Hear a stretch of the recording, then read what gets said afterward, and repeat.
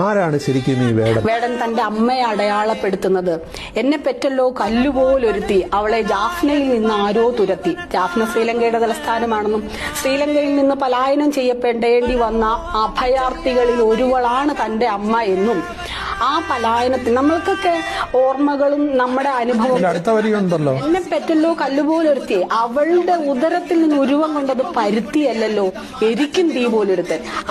ആ മനുഷ്യൻ, ആ എരിക്കും തീ പോലെ ആ അഭയാർത്ഥിനിയായ സ്ത്രീ, ദളിതനായിട്ടുള്ള ഒരാളുടെ പിതൃത്വത്തിൽ നിന്ന് അഭയാർത്ഥിനിയായിട്ടുള്ള ഒരു സ്ത്രീയുടെ മാതൃത്വത്തിൽ നിന്ന് ഉരുവം കൊണ്ട് ആ എരിക്കും തീ പോലെ ഒരുത്തൻ എരിക്കുകയാണ് അവന്റെ വാക്കുകളിലൂടെ, അവന്റെ കവിതയിലൂടെ, പാട്ടിലൂടെ, സംഗീതത്തിലൂടെ. തീയാണ്, അക്ഷരാർത്ഥത്തിൽ തീയാണ്. ആ തീയാണ് ഈ കേരളത്തെ കഴിഞ്ഞ കുറച്ച് ദിവസങ്ങളായി കത്തിച്ചുകൊണ്ടിരിക്കുന്നത്.